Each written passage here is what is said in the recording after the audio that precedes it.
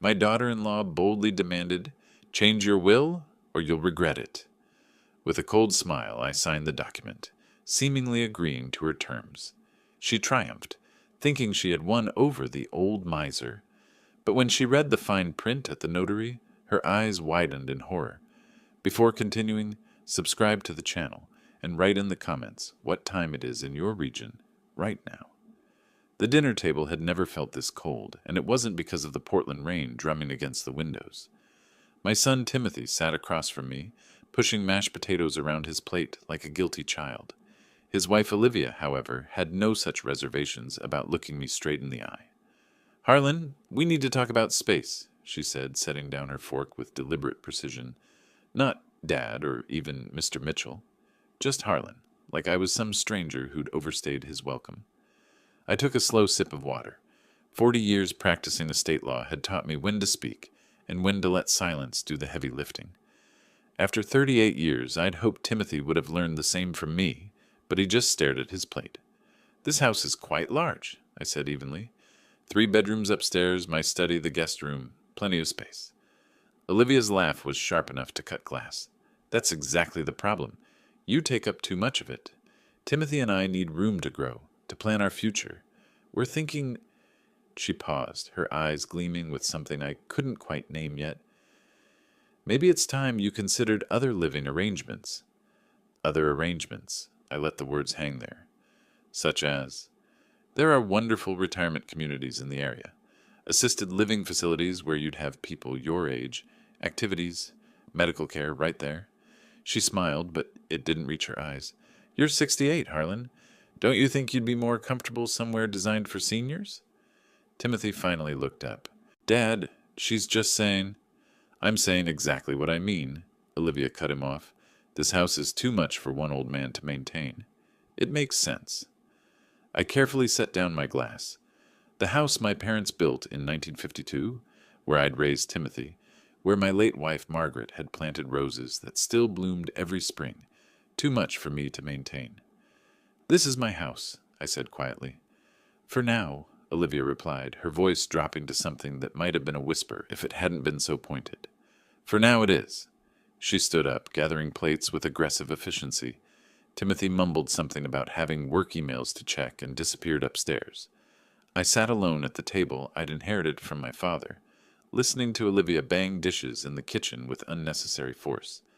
I should have gone to my study, should have let it go, but something made me pause at the bottom of the stairs. Their voices drifted down from the kitchen, Olivia's sharp and clear, Timothy's a mumbled bass line of agreement. "Your father is taking too long to die, Timothy. We need that money now, not when we're 50 and our lives are half over." "Live, come on. He's healthy. Could live another 20 years. Exactly my point. 20 years of watching him sit on $850,000 in property and God knows how much in savings. It's not fair. We should be enjoying that money, building something." I gripped the banister. Estate law had shown me the worst of family dynamics, the way money could turn children into vultures. I'd never imagined I'd raised one myself. "What do you want me to do?"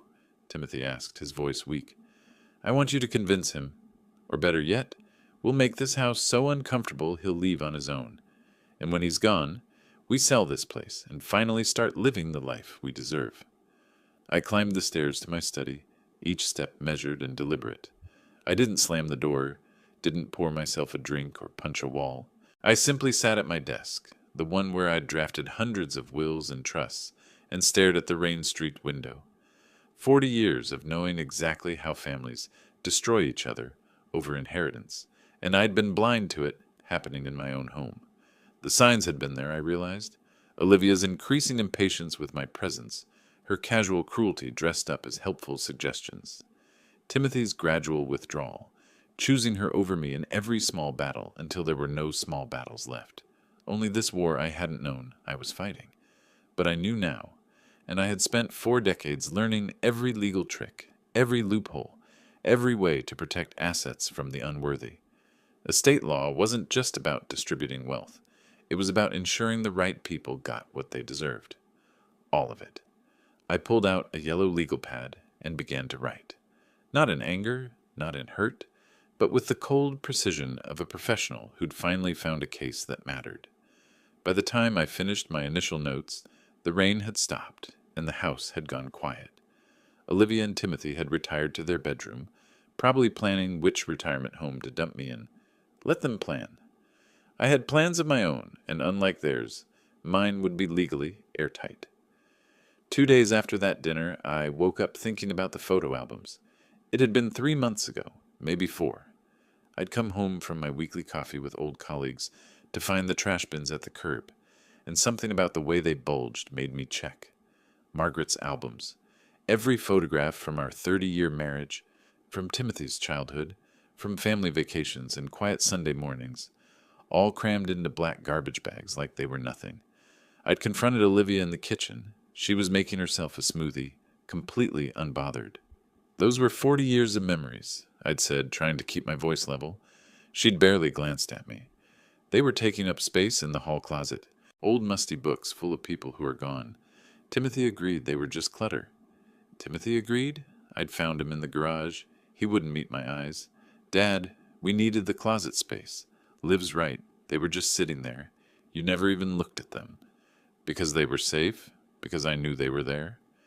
I'd rescued what I could from the bins, but the damage was done. Not to the photos, most had survived, but to my understanding of who my son had become. Now, sitting at my desk on August 17th, I added that incident to my growing list. The pattern was becoming clear. Last month, I'd asked Olivia to help me reach a box on the top shelf of the pantry. My back had been bothering me, and she was right there. She'd looked at me like I'd asked her to donate a kidney. Get a step stool, Harlan. I'm not your servant. I wasn't suggesting you were. I just thought you thought I'd drop everything to help you. I have a life. Handle it yourself. Timothy had been in the next room. He'd heard everything. He'd said nothing. Then there was the phone call I'd overheard 2 weeks ago. Olivia had been in the living room talking to one of her friends, her voice carrying through the old house's thin walls. The old miser sits on all that money like it actually means something. We're talking at least $400,000 in savings, probably more. Plus the house is worth $850 minimum, and he acts like we're trying to rob him when we ask for a simple loan to start Timothy's business. They'd never asked for a loan. What they'd asked for was $50,000. No terms, no repayment plan. I'd suggested a proper business loan from the bank instead, offered to co-sign. Olivia had called me paranoid. Doesn't trust his own son, she'd laughed into the phone. The old cheapskate hangs on to his pennies like they'll keep him warm at night. I documented each incident in my legal pad, dates and details. Habits from 40 years of building cases. Facts mattered. Evidence mattered. Emotion was the enemy of good legal work.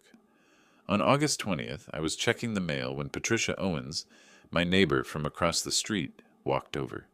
Patricia had taught high school English for 30 years before retiring, and she had that teacher's way of noticing things. "Harlan, haven't seen you out and about much lately." "Busy with some projects," I said, thumbing through bills and advertisements. "I saw Timothy and Olivia the other day. They were coming out of Berkshire Real Estate downtown, looking quite excited about something." My hand stilled on a credit card offer. "Berkshire Real Estate?" "Oh yes, Thursday afternoon. I was having lunch at that little bistro across the street. They were very animated, talking about a future sale. I thought maybe they were planning to buy a second property, an investment or something." She smiled warmly. "It's nice to see young people planning ahead." "Very nice," I managed. "Thanks, Patricia." Back inside, I stood in my study, looking at the house I'd inherited from my parents in 1987. They'd bought it in 1952 for $12,000. Now it was worth $850,000, according to the last assessment. Prime Portland real estate, walking distance to the Pearl District, original hardwood floors, a garden Margaret had tended until the cancer took her 5 years ago. Olivia and Timothy were already planning to sell it. Not if I died, but when. Patricia had said future sale, but the excitement suggested they thought that future was closer than it was. I needed confirmation. The printer in the hall wasn't just mine. We all used it. I'd noticed Timothy printing something yesterday and leaving in a hurry. When I checked the output tray that evening, I found what he'd forgotten to collect: A preliminary property assessment from Berkshire Real Estate. My address. Market analysis showing comparable sales. And at the top, handwritten in Olivia's distinctive script, for quick sale after inheritance, not eventual sale. Quick sale after inheritance. I photographed the document with my phone before putting it back exactly where I'd found it. More evidence for the file that was growing thicker by the day. That evening I sat in my study and let myself remember the birthday party incident from last month, my grandson Jake turning 7, and me asking Timothy what time I should arrive. "Actually, Dad," he'd said, not looking at me, "Olivia thinks it might be better if you skip this one." "Skip my grandson's birthday?" Olivia had appeared in the doorway.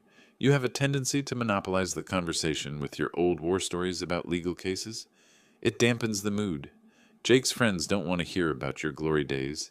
You make everything about you." I'd gone anyway, arriving early with Jake's gift. Olivia's smile had been poisonous. The party had been tense, and I'd left after an hour, watching Jake's confused face in the rearview mirror. Then there was the doctor's message. Dr. Chen's office had called about my annual physical results, some concern about my cholesterol levels. They'd asked to speak with me urgently. The message had gone to the house line. Olivia had answered. She'd told me about it 3 days later, casually, over breakfast. "Oh, by the way, your doctor called earlier this week. Something about test results." "Earlier this week? When?" "Monday, I think. Or was it Tuesday?" She'd shrugged. "Does it matter?" It had been Thursday. I'd called Dr. Chen's office immediately. The receptionist had sounded relieved to hear from me. They'd been trying to reach me for 4 days about medication adjustments. Nothing life-threatening, but important. I'd hung up and looked at Olivia, who was scrolling through her phone with studied indifference. "You forgot to tell me my doctor called about medical issues." "I had a lot on my mind, Harlan. I can't be your secretary." Every incident, every casual cruelty, every calculated inconvenience, they weren't isolated events. They were part of a pattern, a campaign to make me feel unwelcome in my own home, to push me toward that retirement community Olivia had mentioned, or perhaps just to wait me out, make my remaining years miserable enough that when I finally died, they'd feel justified in celebrating their inheritance. I opened my laptop and started drafting an email to Eleanor Hayes. Eleanor had worked with me at Mitchell & Associates for 20 years, before I semi-retired and turned over active management to my partners. She was brilliant with estate documentation, meticulous about detail, and more importantly, she was someone I trusted completely. "Eleanor," I typed, "I need your help with a sensitive personal matter. Can we meet this weekend? I'm working on a will revision that requires your particular expertise. It's complex, and it's important we get every detail exactly right." Her response came within an hour. Saturday, 10 a.m., my office. "Bring coffee." I smiled for the first time in days. Not a happy smile, exactly. More like the smile I used to get when I found the perfect legal strategy for a difficult case. The move that would turn everything around. Because that's what this was, really. A case. The most important one I'd ever work on. I wasn't just protecting my assets anymore. I was teaching a lesson about greed, about taking people for granted, about assuming an old man was too foolish or too weak to fight back. I'd spent 40 years showing people that assumptions could be expensive. It was time to show my own family the same thing.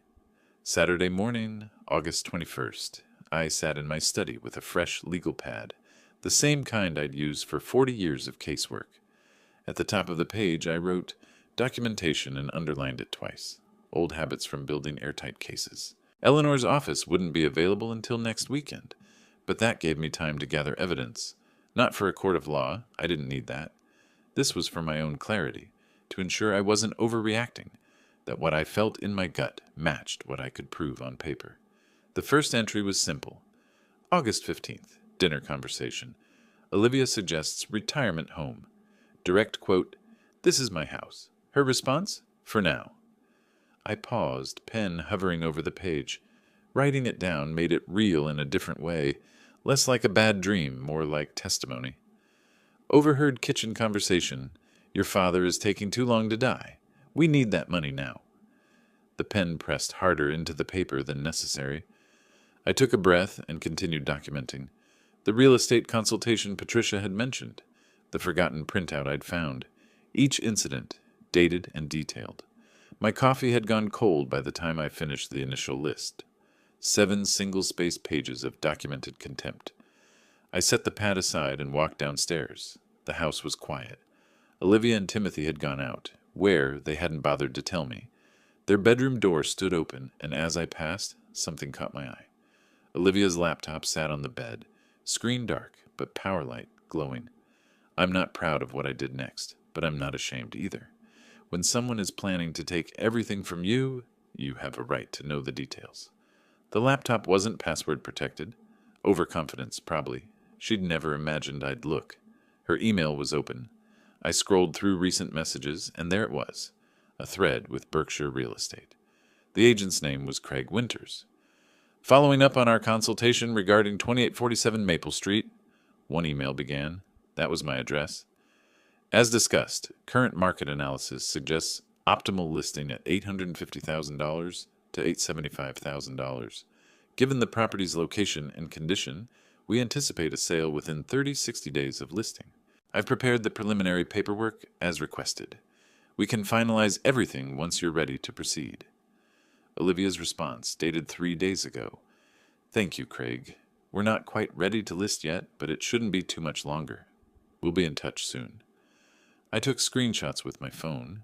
Then I found another email thread that made my blood run cold. A consultation inquiry to Sunset Years Senior Living, one of those budget nursing facilities on the edge of town, the kind with complaints about understaffing and questionable care.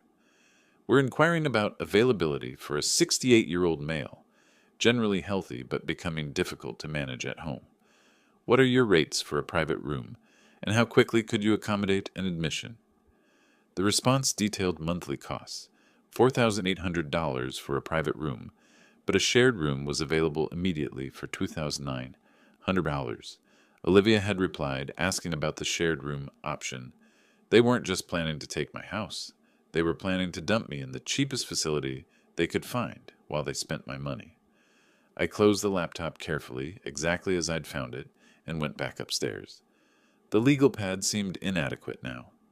I opened my laptop and created a password-protected document, then transcribed everything, attaching the screenshots. The front door opened downstairs. Olivia's voice carried up. We should grab lunch while we're out. I don't feel like cooking. Timothy's murmur of agreement. The door closed again. They hadn't even checked if I needed anything, if I'd eaten. I was alone in the house they'd already mentally sold. My phone showed 11:47 a.m. I had the house to myself for at least another hour, probably 2. I spent that time making copies of every important document I owned. Property deed, bank statements, the original will I'd drafted 5 years ago, which split everything equally between Timothy and 2 charitable foundations I'd worked with over the years. That will had seemed fair at the time. Timothy would inherit the house and half my savings, around $210,000. The charities would receive the rest to continue the work Margaret and I had supported during our marriage. Looking at it now, I saw how Olivia must have viewed it. Not enough. Never enough for someone who wanted it all. I thought about Jake's birthday party again, the one Olivia had tried to exclude me from. My 7-year-old grandson, who used to run to hug me when I arrived, had seemed confused that day, distant, like he'd been told something about me that didn't match his memories. Grandpa, Mommy says you're always tired and grumpy now. Are you okay? I'd knelt down to his eye level. I'm fine, buddy. Just getting older, that's all. Mommy says old people get confused and forget things. Do you forget me? The manipulation went deeper than I'd realized. Olivia wasn't just planning to take my assets. She was rewriting my relationship with my grandson, painting me as a burden, someone to pity and eventually discard. I added that to the documentation. Not legal evidence, but personal motivation. A reminder of why this mattered beyond money. Tuesday, August 24th. I woke to voices in the hallway outside my bedroom. Olivia and Timothy arguing in harsh whispers that weren't quite whispered enough. You need to push harder, Olivia hissed. He's stubborn. If you don't pressure him, we'll be stuck here forever. I can't just demand he change his will, Liv. That's not how it works. Then make him understand there are consequences. We control this house now. whether he admits it or not. No more cooking his favorite meals. No more including him in family decisions. Make him feel like the guest he should be. I lay perfectly still in bed, listening to my son agree to systematically exclude me from my own home. The next morning I tested the theory. I came down for breakfast to find Olivia making eggs and toast. For two. When I reached for a plate, she stopped me. "We're running late for an appointment. You'll have to fend for yourself this morning." There was no appointment. I'd checked the calendar hanging in the kitchen, empty for the entire day. This was the new strategy. Small cruelties designed to wear me down.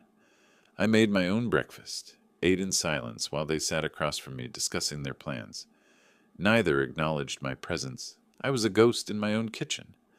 Later that day, I found another forgotten printout on the shared printer. This one was a budget spreadsheet. Post-inheritance plans was the header. I scanned the columns. House sale, $850,000, minus real estate fees, $799,000. Savings inheritance, $420,000. Total assets, $1,219,000. Then the allocations, $400,000 for Dream Home in Bend, $150,000 for Timothy's tech startup, $200,000 for luxury car X2. The list went on. Travel, renovations, country club membership. Nowhere on that spreadsheet was a line item for my grandson's education. Nothing for charity. Nothing that suggested they viewed this inheritance as anything but personal lottery winnings. I photographed it, returned it to the printer tray, and added it to my growing file. By August 26th, the atmosphere in the house had shifted from cold to openly hostile. Olivia no longer bothered with pretense. She wanted something, and she wanted it now. I was reading in the living room when she walked in, Timothy trailing behind her like a reluctant shadow. She didn't sit down, just stood over me with her arms crossed. "We need to talk about your will, Harlan." I marked my page and looked up. "My will is my business. Your will is our business. Timothy is your only child. That money should go to us, to your family, not to some charities that don't even know your name." So she'd seen the original will somehow. Probably snooped through my study the way I'd snooped through her laptop. Fair enough. Those charities do important work. Margaret and I supported them for years. Margaret's dead. Olivia's voice was flat. You're spending money on the past while your actual living family struggles. Struggles? I let the word hang there. You live in an $850,000 house, rent-free. Timothy has a job. Where exactly is the struggle? "We want to start a business," Timothy said, his voice barely above a mumble.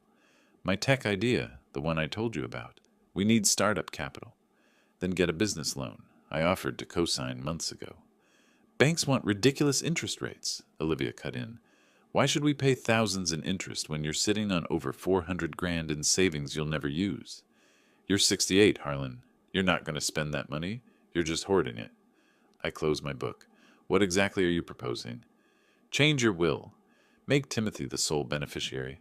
No charities, no conditions, no complicated trusts. Simple and clean. Everything goes to him."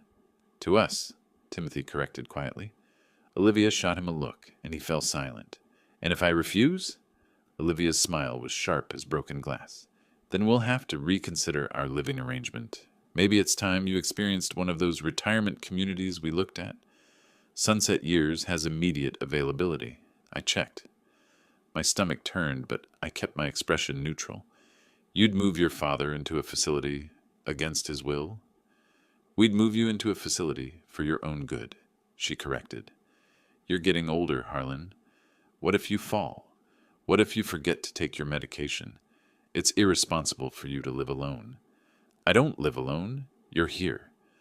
"Not for much longer," she said. "Not if you insist on being difficult. Timothy and I are prepared to move out. Leave you here by yourself. See how you manage then. Or—" She leaned down, her voice dropping to something almost gentle, almost kind. "You could make this easy. Change the will, ensure your son's future, and we all continue as a happy family." Timothy stood behind her, and for just a moment our eyes met. I saw guilt there, and shame, but not enough of either to make him speak up. Not enough to make him remember the man who taught him to ride a bike, who sat through every baseball game, who paid for his college education. "I need time to think about this," I said. "You've had plenty of time." We need an answer. I said I need time to think. I stood up, meeting her eyes. I'm not making major legal decisions under pressure. If that makes me difficult, so be it. Olivia's jaw tightened. Fine. Think about it. But while you're thinking, remember, Met, that we control access to Jake. Wouldn't it be a shame if you missed his next birthday too? Or if we decided to move to California? Long way to visit a grandson you never see. Using Jake as leverage. That was new, and it cut deeper than anything else she'd said. I walked past them both without another word, climbed the stairs to my study, and locked the door. My hands were shaking, not from fear, but from rage I'd spent a lifetime learning to control. I pulled out my phone and texted Eleanor, "Need to move our meeting up. Can you do tomorrow instead of Saturday?" Her response came quickly. "Everything okay?" "No, but it will be. Tomorrow at 10?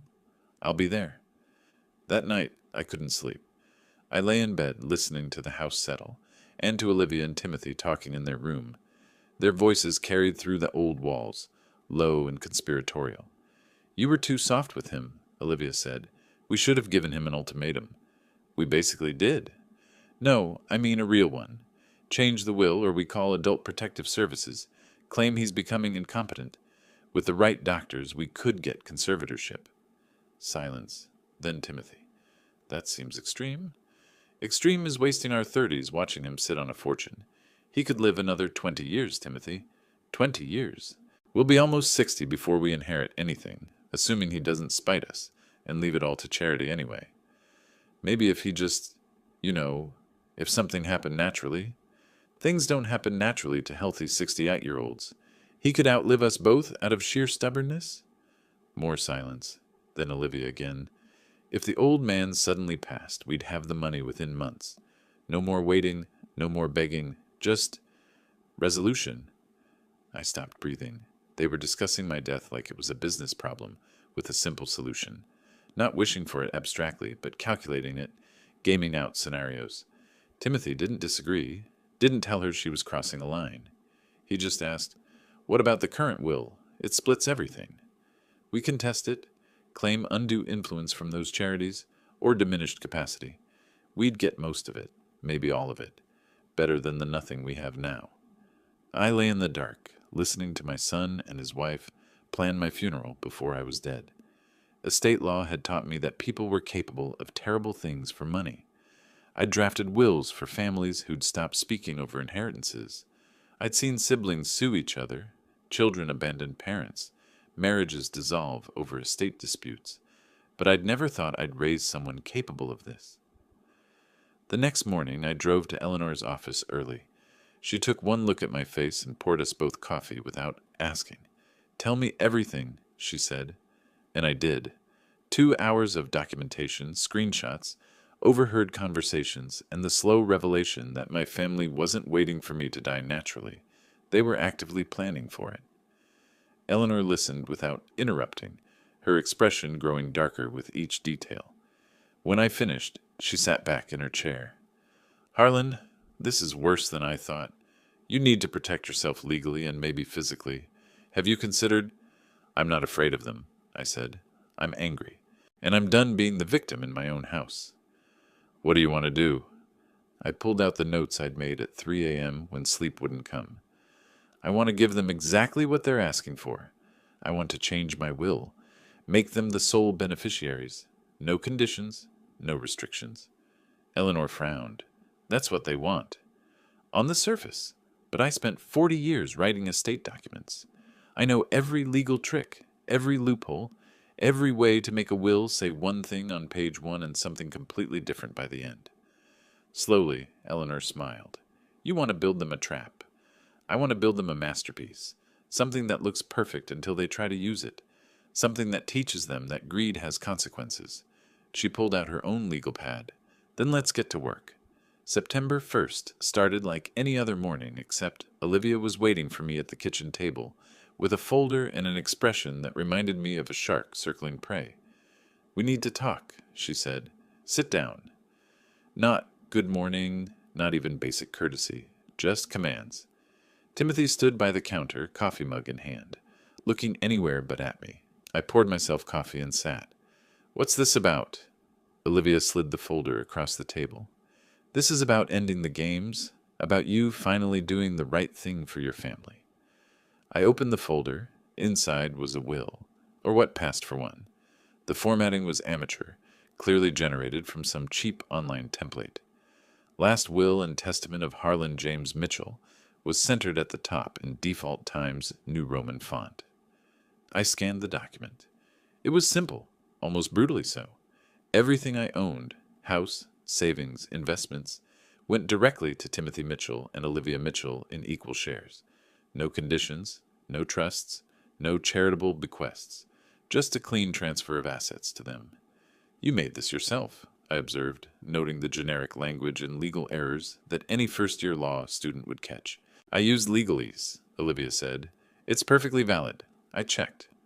Of course she did. The internet had convinced a generation that you didn't need professionals anymore, just a subscription service and confidence. This removes all the charitable donations from my current will, I said quietly. Those charities don't need your money. We do. Margaret and I supported those organizations for 30 years. Olivia's jaw tightened. Margaret is gone. Your son and grandson are here now, needing your help. But you'd rather give our inheritance to strangers than to your own blood. I looked at Timothy. Is this what you want? He shifted his weight, still not meeting my eyes. Dad, it's not unreasonable. We are your family. Liv's right. It should all go to us. It's only fair. Fair. The word tasted like ash. I'd paid for his education, his first car, helped with the down payment on his own home before he sold it to move in here. I'd given him every advantage, and this was fairness. Sign it, Olivia said. Today? We'll get it notarized tomorrow. This is a major decision. I need time to consider. You've had time. Years of time. This shouldn't require consideration. It should be automatic, unless you care more about people you've never met than about your own grandchild's future. There it was again, Jake as leverage, the reminder that they controlled my access to the one pure relationship I had left. I want 2 weeks, I said. No. You'll sign it today or what, Olivia? I met her eyes directly. You'll make my life uncomfortable. I think we're already there. You'll threaten me with nursing homes? Already done that. What's left? Her face flushed. Don't test me, old man. You have no idea what I'm capable of. 2 weeks, I repeated. I'll have an answer by September 15th. 1 week, she countered. 2. That's my final offer. You can take it, or you can wait for me to die naturally, which might be a very long wait. I'm in excellent health. The calculation crossed her face. Push harder now, or accept the concession. She chose pragmatism. 2 weeks. But understand this, Harlan. If you don't sign, we will make this house unbearable. You'll beg us to send you away, and when you're gone, we'll contest whatever will you've written. We'll claim you were senile, incompetent. We'll drag your name through court until there's nothing left but legal fees. Noted, I said calmly. You think this is a game? Her voice rose. This is our future. Timothy's business opportunity, Jake's education. Our entire lives are on hold because you're clinging to money you'll never spend. You're being selfish and cruel. I stood up slowly, picking up the folder. I'll review this and have an answer for you by September 15th. Will that be all? Sign it, Harlan, or you'll regret it. Her eyes were cold. This is your last chance to do the right thing. Either you're with us, or you're against us. There's no middle ground anymore. Timothy finally spoke. Dad, please, this doesn't have to be a fight. We're family. Families take care of each other. I looked at my son, really looked at him. Saw the man who'd let his wife throw away his mother's photo albums, who'd stood silent while I was excluded from my grandson's birthday, who'd discussed my death like it was a pending business transaction. You're right, Timothy. Families should take care of each other. I'll remember that. I walked out of the kitchen carrying their template will, leaving them to interpret my words however they wanted. In my study, I called Eleanor. They just handed me their own document. Amateur hour. We need to move faster than planned. How fast? I told them 2 weeks. We need the real will ready in 1. Harlan, a properly drafted estate document takes time to... I've been drafting estate documents since before Olivia was born. I know what we need. Can you clear your schedule this week? A pause. Then, I'll make it work. This is important. More important than you know. They're not just greedy, Eleanor. They're vicious. After we hung up, I sat at my desk and read through Olivia's template carefully. It was laughably simple, full of the kind of mistakes that happened when people tried to DIY complex legal matters, missing clauses about executor duties, no provisions for estate taxes, vague language that would cause problems in probate. But most importantly, it showed me exactly what they wanted. Everything immediately with no strings attached. I smiled. Sometimes the best trap is the one baited with exactly what your prey desires. The next 2 days were quiet, unnaturally so. Olivia barely spoke to me, and when she did, her words were clipped and cold. Timothy avoided me entirely. They were making good on the promise to make life uncomfortable. Fine meals became sparse. The house went unheated even as September temperatures dropped. Small conveniences disappeared. My favorite coffee blend was replaced with cheap generic. The newspaper subscription I'd had for 40 years mysteriously canceled. These were petty cruelties, meant to wear me down. In a way, they were helping. Every small slight, every calculated inconvenience, hardened my resolve and justified what came next. September 4th through 10th blurred together in a marathon of legal drafting. Eleanor and I worked in her office, away from prying eyes and convenient eavesdropping. We ordered takeout and drank too much coffee and constructed what I privately thought of as a masterpiece. "Walk me through the structure one more time," Eleanor said on day 3, rubbing her temples. I pulled up the document on her computer. Pages 1 and 2 are exactly what they want. Clear, simple language.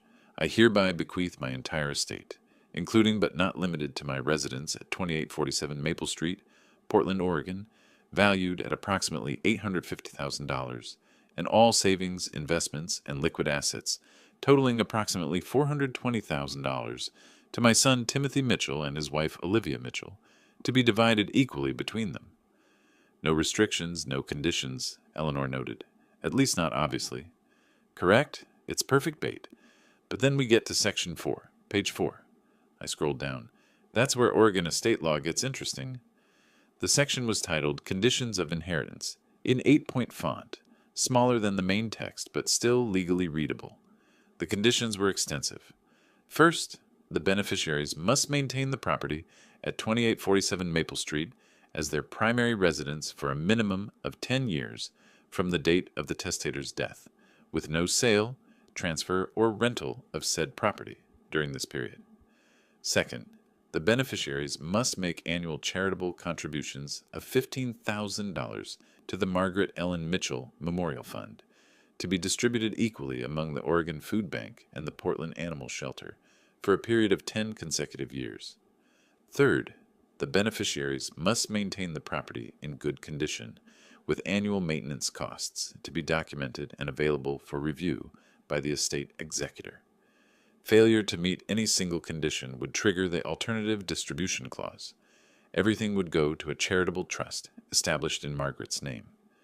The beauty, I explained, is that these conditions are completely legal under Oregon law. Estate law allows testators to place reasonable restrictions on inherited property. 10 years isn't excessive. $15,000 annually in charitable giving is substantial, but not impossible. Maintenance requirements are standard. Eleanor leaned back. But together, they create a cage. Exactly. Olivia wants to sell the house immediately and spend the money on luxury items. Instead, she'll be locked into living here for a decade, spending $15,000 a year on charities she despises, and unable to access the property value that represents most of my estate's worth. What if they just refuse the inheritance? Then it goes to charity anyway. They get nothing either way if they don't comply. And here's the beautiful part. I pointed to Section 7. They can't challenge the will on mental incompetence grounds because they're signing it as witnesses. Eleanor's eyes widened. You're having them witness their own trap. Oregon allows beneficiaries to witness wills, and by signing, they're attesting to my mental competence at the time of execution. They're building their own cage and locking themselves inside. What about the language? Will they notice? I scrolled through the document. The first 3 pages used 12-point font, clear and easy to read. Starting on page 4, the font dropped to 8-point. Still legal, still readable, but dense enough that casual scanning might miss the details. The legalese got thicker, too. Lots of heretofore and notwithstanding and nested dependent clauses. Olivia thinks she's smart, I said. She used an online service and thinks that makes her legally savvy.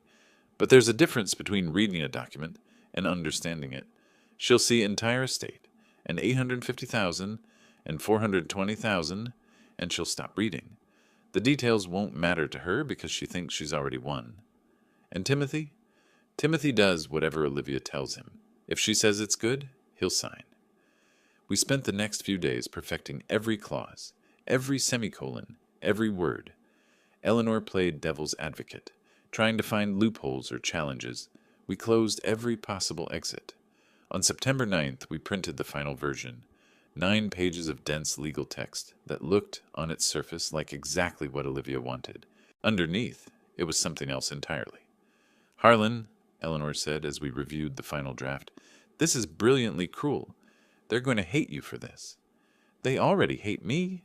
They hate what I represent, an obstacle to money they feel entitled to. This way, they get exactly what they asked for. They get to be beneficiaries. They inherit everything. They just have to follow a few simple rules. Rules you know they won't follow. Rules they can't follow without sacrificing everything they actually want. Olivia won't last 6 months living in this house knowing she can't sell it. She won't write $15,000 checks to charity every year. And the moment they fail—" I shrugged. "Natural consequences." Eleanor shook her head with something between admiration and concern. "You spent 40 years protecting people's estates. Now you're using all that knowledge to protect yours from your own family." "I'm teaching a lesson about greed," I corrected, "about the danger of wanting something so badly you don't read the fine print. Every client I ever had, I told them, always read the entire document. Always understand what you're signing. Olivia is about to learn why that matters." That night, I reviewed the will one final time in my study. 9 pages that would determine the next decade of multiple lives.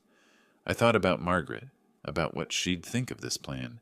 She'd hated confrontation, always looked for peaceful solutions, but she'd also had a spine of steel when it came to protecting what mattered. She'd spent years building those charitable relationships, visiting the food bank, volunteering at the animal shelter. She'd have understood protecting that legacy, and she'd have been heartbroken to see what Timothy had become, what Olivia had turned him into. I signed the will in Eleanor's office on September 10th. She notarized it, filed a copy with her firm for safekeeping, and handed me the original in a professional leather portfolio. "Ready for Act 2? She asked. "More than ready. I've been practicing my surprised old man expression." She smiled despite herself. "You're enjoying this." "I'm enjoying justice. There's a difference." The next morning I told Olivia I was ready to sign the new will. Her face lit up with triumph, so pure it was almost beautiful. "Almost. Finally," she breathed. "You're seeing sense." "I've had time to think," I said. "You're right. Family should come first. I've arranged for us to meet with a notary on September 15th. Everything will be official." "What notary?" "Jonathan Wright. Professional, discreet, highly regarded. I want this done properly." Olivia studied me suspiciously. "You're being very agreeable." "I'm being realistic. You made your position clear. This is the only way forward." I smiled, just a little. "Don't worry, Olivia. You'll get exactly what you deserve." September 12th. I walked into the kitchen where Olivia was making breakfast. Well, making herself breakfast. The exclusion tactics hadn't stopped. "I'm ready," I said. She turned, spatula in hand. "Ready for what?" "To sign the new will. You were right. Family should come first." The spatula clattered into the pan. Her eyes went wide, then narrowed with suspicion. "You're serious?" "Completely. I've had time to think. You and Timothy are my family. The charities will survive without my money. You need it more." I paused for effect. "I've scheduled an appointment with Jonathan Wright for September 15th. He's a notary, very professional, very discreet." "Jonathan Wright?" She was already pulling out her phone, probably Googling him. "One of the best in Portland. I want this done properly. No questions about validity later." Olivia found what she was looking for on her screen. Her expression shifted from suspicion to triumph. "He has excellent reviews." I don't cut corners, not even when I'm surrendering. The word tasted bitter, but I delivered it with just the right amount of resignation. Timothy appeared in the doorway, still in his pajamas. Dad? Did I hear that right? Your father has finally seen reason, Olivia said, her voice practically purring with satisfaction. He's signing over everything. No more fighting, no more drama. Just family taking care of family. Timothy looked at me, and for just a second I saw something in his eyes. Guilt, maybe, or the ghost of the boy who used to trust me. It vanished quickly. That's great, Dad. Really. It's what you wanted, I said simply. The next 3 days were almost pleasant. Olivia stopped her petty cruelties. She actually cooked a decent meal. Nothing special, but better than the leftovers and frozen dinners I'd been getting. Timothy tried to make conversation, awkward attempts to rebuild bridges he'd helped burn. I played along, smiled at the right moments, accepted their sudden kindness with quiet grace. Inside, I was counting down hours. September 15th arrived with gray skies and the threat of rain. Appropriate weather for a funeral or a legal execution. Jonathan Wright's office was in a renovated brownstone downtown, all polished wood and leather-bound law books. He'd been expecting us. Eleanor had briefed him thoroughly on what to expect. Jonathan stood when we entered, professional and unreadable. He was younger than me, maybe 45, with the kind of steady competence that came from years of witnessing human nature at its worst and maintaining neutrality. Mr. Mitchell, he said, shaking my hand, and you must be Timothy and Olivia. Olivia's smile was radiant. She dressed for the occasion, expensive blazer, perfect makeup, celebrating victory before it was won. Classic overconfidence. Thank you for fitting us in, she said. We know you're busy. Estate matters are always important, Jonathan replied, his tone giving nothing away. He gestured to the conference table. Please sit. Mr. Mitchell, you have the document? I pulled the leather portfolio from my bag and handed it to him. Jonathan opened it, scanning the first page with practiced efficiency. This appears to be in order. Have you all had a chance to review the full document? I have, I said. We've discussed it extensively, Olivia added quickly. Too quickly. Jonathan's eyes flicked to her, then to the document. And you've read through all 9 pages? 9 pages. I saw Olivia's expression freeze for just a fraction of a second. She'd assumed it would be like her template. 2, maybe 3 pages. But she recovered smoothly. Of course, it's very thorough. Liar. But Jonathan wouldn't call her on it. That wasn't his job. Very well, Mr. Mitchell. If you'll sign here, here, and initial here. He indicated the marked pages with professional precision.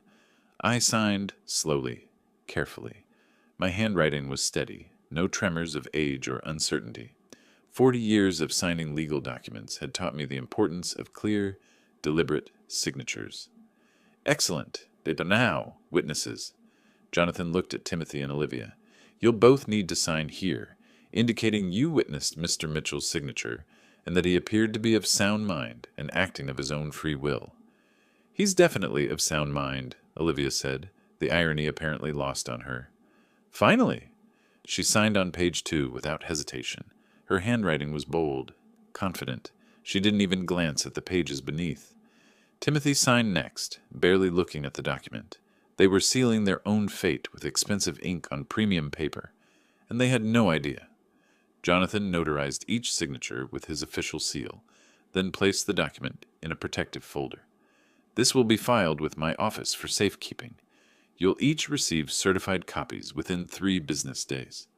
Perfect, Olivia said. She was already standing, already mentally counting her money. Thank you so much, Mr. Right. My pleasure. His expression remained professionally neutral, but I caught the briefest flicker of something in his eyes when he looked at me. Understanding, maybe, or pity for what was about to unfold. We walked out into the gray Portland afternoon. I felt lighter than I had in months. Well, Olivia said as we reached the car, that's finally done. You made the right choice, Harlan. You really did. I'm sure I did, I replied. She couldn't contain herself anymore. On the drive home, she started planning out loud. We should talk to that real estate agent again, Craig Winters. Get the house properly appraised, staged for sale. With the market the way it is, we could probably get $900,000 if we time it right. Timothy glanced at me in the rearview mirror. Maybe we should wait a bit before... Wait for what? Olivia cut him off. The will is signed. Everything's settled. There's no reason to delay our plans. The will takes effect upon my death, I pointed out mildly. I'm not dead yet. Obviously, but we can prepare. Maybe take out a loan against the inheritance. The bank would give us at least $200,000 with this kind of collateral. I said nothing. Let her dream. Let her plan. The higher she climbed, the harder the fall. That evening I sat in my study with a glass of whiskey. Good whiskey, the bottle I'd been saving for something worth celebrating. Through the walls I could hear Olivia on the phone with one of her friends, voice bright with triumph. Finally convinced the old man, everything to us, no stupid charity clauses. We'll be set for life. I smiled into my glass. Not quite, Olivia. Not quite. September 16th. I was reading the newspaper when Olivia came downstairs, phone in hand and purpose in her step. I'm going to the bank, she announced, to discuss our options. Options for what? A bridge loan against the inheritance. Timothy's business idea needs capital, and there's no reason to wait when we have this kind of asset backing. The inheritance you'll receive when I die, I said calmly, which could be decades from now. She waved dismissively. Banks understand estate planning. They'll work with us. I returned to my newspaper. Good luck with that. She left, and I counted down. It took 3 hours. The front door slammed hard enough to rattle the windows. Olivia stormed into the living room, her face flushed with rage and something else. Confusion, maybe the first dawning of fear. What did you do? She demanded. I looked up from my paper. I'm reading. You're shouting. Care to be more specific? The will. The bank wanted to see the full document for their assessment, so I brought them a copy and... She thrust papers at me. It's 9 pages. 9. Full of fine print and conditions and... Legal language, I finished. Yes. Wills tend to have that. You said you'd give us everything. I did give you everything. It's all in the will. House, savings, investments, all yours. With conditions. Her voice was rising, losing control. 10 years before we can sell? $15,000 a year to charity? That's not what we agreed to. We never agreed to anything, Olivia. You demanded. I complied. The will gives you exactly what you asked for, my entire estate. You just didn't ask about the terms. Timothy appeared behind her, holding his own copy of the will, face pale. Dad, the bank showed us. If we can't sell the house for 10 years, and we have to pay $15,000 annually, that's $150,000 in mandatory charitable giving over 10 years, I said helpfully. Yes, the Margaret Ellen Mitchell Memorial Fund, named after my late wife. You remember Margaret, Timothy? Your mother? He flinched. Olivia's hands were shaking. You tricked us. This is fraud. Fraud requires deception. I gave you a will to review. You signed it without reading past page 2. That's not fraud, Olivia. That's negligence. Your negligence. We'll contest it. On what grounds? You witnessed it. You both signed attestations that I was of sound mind and acting freely. Oregon law is very clear. Beneficiaries can witness wills, but in doing so they affirm the testator's competence. You can't contest it without admitting you perjured yourselves. The color drained from her face. You planned this. You sneaky old... Lawyer, I interrupted. The word you're looking for is lawyer. I'm a lawyer, Olivia. A state law specialist with 40 years of experience. Did you really think I'd just roll over because you bullied me? She was breathing hard, her perfect composure shattered. There has to be a way out. We'll find another lawyer. We'll, by all means, consult a lawyer. Get a second opinion. Get 12 opinions. They'll all tell you the same thing. You signed a legal document without reading it. That's on you. Timothy sank into a chair, still staring at the will. We're stuck. We're actually stuck here for 10 years. Only if you want the inheritance, I corrected. You could always refuse it. Walk away. The estate would go to charity immediately, and you'd be free to live your lives however you choose. Olivia's laugh was sharp and bitter. Right. Give up $1.2 million. Sure. Your choice. Keep the inheritance and follow the terms, or reject it and move on. But you can't have it both ways. She grabbed the will from Timothy's hands, flipping through pages frantically, looking for loopholes, escape clauses, anything. I'd spent weeks making sure there weren't any. The charity payments, she said. What if we just don't make them? Then you violate the terms and forfeit the entire inheritance. It's in Section 4, subsection C. The estate goes to the charitable trust instead. What if we sell the house anyway? Breach of contract, same result. Everything to charity. What if you die before the 10 years are up? I raised an eyebrow. Then the 10-year clock starts from my date of death. Did you actually wish me dead just now, Olivia? In front of witnesses? She turned away, gripping the back of the sofa. Her knuckles were white. Timothy looked between us, lost. There has to be something we can do. You can read documents before signing them, I suggested. Might have helped here. This is cruel, Olivia said, her voice tight. You're punishing us for wanting what's rightfully ours. Nothing was rightfully yours. It's my estate, earned over a lifetime of work. You felt entitled to it, demanded it, threatened me for it. I simply gave you exactly what you asked for, with the same consideration you've shown me these past months. We're family. Are we? Was it family when you threw away Margaret's photo albums, when you excluded me from Jake's birthday, when you discussed my death like a real estate transaction? I stood up, meeting her eyes. You wanted my money, Olivia. Congratulations. You'll get it. In 10 years. If you earn it. If you can stand to actually honor my wife's memory for once, instead of erasing it. She stared at me, and I saw it, the moment she realized she'd been outmaneuvered completely, that there was no appeal, no escape, no clever way out. She'd walked into a trap built from her own greed and assumptions. I underestimated you, she finally said. Yes, I agreed. You did. You saw an old man and assumed weak. You saw someone grieving and assumed broken. You forgot I spent 40 years protecting people from exactly this kind of manipulation. Timothy stood slowly. What now? Now, you decide. Keep the inheritance and live with the terms. Or walk away and start over. But those are your only options. I walked past them both, heading for the stairs. At the doorway I paused. Oh, and Olivia? You wanted to know if I'd regret signing that will? I smiled. Not for a second. You asked me to change it. I did. You just forgot to check the fine print. Behind me, I heard her collapse onto the sofa, the weight of the trap finally crushing her triumph. I climbed the stairs to my study, closed the door, and poured another whiskey. This time, I really had earned it. September 21st. Olivia left the house early, dressed in what I recognized as her power suit, the expensive navy one she wore when she wanted to intimidate people. She didn't tell me where she was going, but I knew. She was going to find a lawyer to break my will. Good luck with that. I spent the morning in my study, catching up on reading. Around 2 in the afternoon, I heard the front door slam. Footsteps pounded up the stairs, then back down. Olivia appeared in my doorway, face flushed, eyes bright with barely controlled fury. I just spent 3 hours with Marcus Chen, she said. Marcus Chen, one of Portland's top estate attorneys. Expensive choice. Do you know what he told me? I set down my book. I imagine he told you the truth. He said the will is unbreakable, that you played me, that I signed away any right to contest it by witnessing the document. Her voice was rising. He said the conditions are harsh, but completely legal under Oregon law. Marcus knows his business.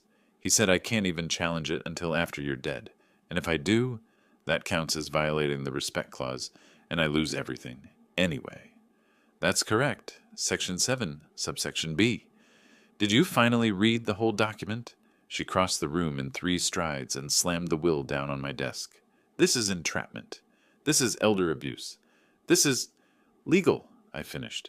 Every word, every clause, every condition. I spent 40 years writing documents like this, Olivia. I know exactly how far I can push the boundaries. You tricked us. I gave you what you demanded, a will making you and Timothy the sole beneficiaries.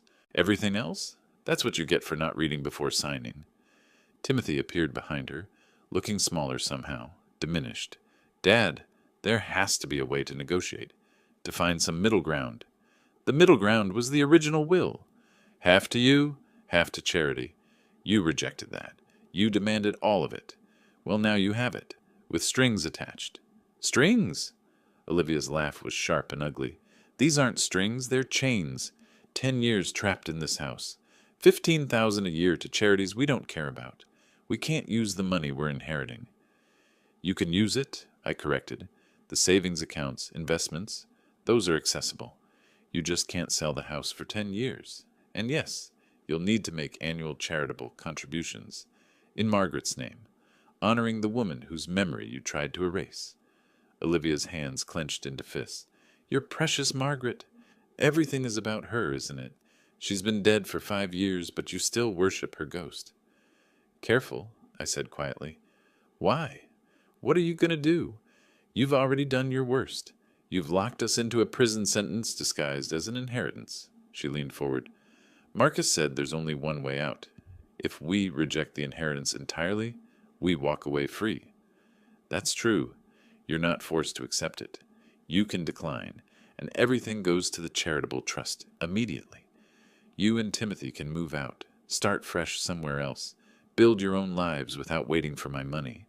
Timothy's face went pale. Olivia, we can't just... We can't what? Accept being trapped for a decade, watching every dollar while we pay $15,000 a year to organizations we don't believe in? All while your father sits here, probably living to 90 out of pure spite? I'm 68 and healthy, I confirmed. Could easily make it to 90, maybe longer. Men in my family tend toward longevity. My father made it to 93. The math was dawning on Timothy's face. If I lived another 25 years, he'd be 63 before he saw a dime. His tech startup would be a distant memory. Olivia would be 61, her dreams of luxury lifestyle long expired. This is revenge, Olivia hissed. Pure, petty revenge. No, I said. Revenge would be disinheriting you completely. This is justice. You wanted my money? You get it. But you have to prove you're worth it first. Live in the house you tried to sell. Support the causes Margaret cared about. Show me you can be trusted with a legacy before you inherit it. We already signed. We can't undo that. No, you can't. That's the point. Actions have consequences, Olivia. You spent months making my life miserable, counting down the days until I died so you could cash in. Now you get to spend 10 years earning what you thought you deserved for free. She stared at me, and I watched the reality settle over her like a weight. There was no escape, no loophole, no clever argument that would undo what she'd done. She'd walked into this trap with her eyes open, or at least she should have had them open. I hate you, she said finally. I know, but you're stuck with me, unless you want to reject the inheritance and leave right now. The silence stretched. Neither of them moved toward the door. That's what I thought, I said. You want the money too much to walk away, so you'll stay. You'll comply with the terms. And maybe, in 10 years, you'll have learned something about patience and humility. Olivia turned and walked out. Timothy lingered in the doorway. You really did this, he said quietly. You really trapped us. You trapped yourselves, son. The moment you started planning my funeral before I was sick, the moment you valued my estate more than my presence, I just made sure there were consequences. She won't forgive this. I don't need her forgiveness. And honestly, Timothy, I'm not sure I need yours either. You had a choice. Every step of the way you could have stood up to her, defended me, been the son I raised. You chose her instead. His eyes glistened, but he didn't argue. We both knew it was true. The will stands, I continued. You can accept it or reject it, but those are your only options. Think carefully. Talk it over, but decide soon because I'm done having this conversation. He nodded once and left. I sat in my study as evening fell, listening to them argue downstairs. Olivia wanted to reject the inheritance, burn it all down out of spite. Timothy kept reminding her what they'd be walking away from. $127 million, even with the restrictions. Eventually, the arguing stopped. I heard their bedroom door close. They'd stay. Of course they would. Greed always won, in the end. September 26th. Olivia made one last desperate attempt to escape the trap. She called Jonathan Wright's office and demanded an emergency meeting. To discuss irregularities in the will, she told his secretary. Jonathan agreed, probably out of professional courtesy, though he must have known what was coming. I wasn't invited to this meeting, but Jonathan called me afterward. She's not accepting reality well, he said, dry humor in his voice. I imagine not. What did she want? To invalidate the will, to claim you were under duress when you signed it, or that she was deceived about the contents. She brought a different attorney with her this time, not Marcus Chen. Someone younger, hungrier, looking for a fight. And I showed them the notarization, the witness signatures, the video recording I made of the signing ceremony, standard procedure in my office. You were clearly competent, clearly understood what you were signing. Olivia and Timothy both acknowledged reviewing the document. It's ironclad, Harlan. Thank you, Jonathan. The other attorney asked if there was any way to modify the terms. I told him the testator would have to agree to amendments, and since the testator is alive and competent, they'd need your consent. I smiled, which I won't be giving. I assumed as much. Mrs. Mitchell did not take that well. How not well? She started crying, then yelling. Then she demanded to read the entire will again, every single page, as if she'd find a loophole on her 5th reading that she'd missed the first 4 times. And there isn't one. You know there isn't one. I watched you craft this document, Harlan. It's brutal, but it's perfect. September 27th. I was reading in the living room when I heard a crash from upstairs, then another. Olivia was throwing things in her bedroom. Timothy's voice, trying to calm her down, getting shouted over. I kept reading. Eventually she came downstairs, eyes red, makeup smeared. Timothy followed, looking exhausted. We're staying, she said flatly. We're accepting the terms. We don't have a choice. You always have a choice, I replied. You're choosing money over freedom. That's on you. Where would we go? We've spent everything we had, assuming we'd inherit soon. We're in debt. We have nothing. You have each other. You have Timothy's skills. You could rebuild. In our late 30s, starting over from nothing. Don't pretend this is generous, Harlan. You designed this to hurt us. I designed this to be fair. You get everything, but you have to earn it. Live in the house for 10 years. Support Margaret's causes. Prove you're not just vultures waiting for a corpse to pick clean. She wiped her eyes, smearing mascara further. I hope you live forever. I hope you make it to 100, just so you can watch us suffer longer. If I make it to 100, you'll be 68. Same age I am now. Maybe by then you'll understand what it feels like to be dismissed and devalued for your age. Timothy put a hand on her shoulder. Liv, let's just go.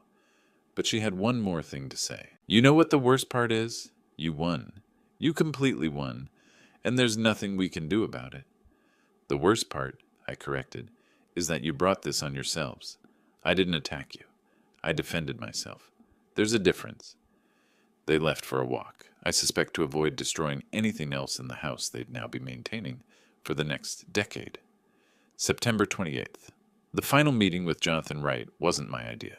It was Olivia's. One last attempt to find mercy, maybe, or just to have the reality confirmed by an objective third party. We sat in his conference room again. Jonathan had the will in front of him along with his notes from our previous sessions. Mrs. Mitchell, he began professionally, I understand you have questions about the document. I want to understand if there's any way to modify it, any legal precedent for renegotiating terms. Jonathan glanced at me. I shook my head slightly. The testator would need to agree to any modifications, Jonathan said. Mr. Mitchell, are you willing to discuss amendments? No. Olivia's hands clenched on the table. That's it? Just no? No consideration? No negotiation? You had your chance to negotiate, I said, when you threw away Margaret's photo albums, when you tried to exclude me from Jake's birthday, when you planned to sell my house before I was cold in the ground. You used up all your negotiation capital. Mr. Wright, surely there's something. Mrs. Mitchell, Jonathan interrupted gently, I've reviewed this document extensively. It's legally sound. The conditions are harsh but not illegal. You have 2 options. Accept the inheritance with its conditions or reject it entirely. There is no third option. But I signed as a witness. I didn't know what I was signing. You signed a legal document without reading it. That's not grounds for invalidation. You had every opportunity to review the full text. You chose not to. Olivia stood abruptly. The color had drained from her face. She swayed slightly, gripping the edge of the table. You all right? Timothy asked, standing too. I can't, she whispered. This can't be happening. There has to be a way out. There isn't, Jonathan said simply. I'm sorry, but the document is binding. She tried to read through the will again, hands shaking. flipping pages desperately. I watched her eyes scan the dense legal text, really seeing for the first time, just how thoroughly trapped she was. 10 years, 15,000 annually, no sale, no escape. The paper slipped from her fingers. Her eyes rolled back. She collapsed. Timothy caught her before she hit the floor, lowering her carefully while Jonathan called for help. She came around after a few seconds, disoriented and crying. I stood up slowly, looking down at both of them, Timothy holding his wife on Jonathan Wright's floor, both of them finally understanding the full weight of their greed. "Greed costs more than you thought," I said quietly. Then I walked out. In the parking lot, I stood by my car for a moment, breathing Portland's cool autumn air. Inside that office, Olivia and Timothy were facing their future. 10 years minimum in my house, paying tribute to Margaret's memory, unable to access the wealth they'd killed our relationship to obtain. They'd get the money eventually, if they lasted, if they met every condition, if I didn't live another 20 years out of sheer stubbornness. But they'd never get back what they'd lost: trust, family, dignity. I drove home alone. The house was quiet when I arrived, and it would stay that way for a few more hours while they processed everything at Jonathan's office. I made myself dinner, a proper meal, not the scraps and leftovers I'd been surviving on, poured a good whiskey, sat in Margaret's favorite chair, and looked at the garden she'd planted. "I think you'd approve," I said to the empty room. "They'll take care of your causes now, whether they want to or not." For the first time in months, I felt at peace. Justice isn't always loud. Sometimes it's quiet, patient, thorough. Sometimes it's a document signed in good faith by people who never bothered to read the fine print. If you like this story, please like this video, subscribe to the channel, and share your impressions of this story in the comments. To listen to the next story, click on the box on the left. Thank you for watching.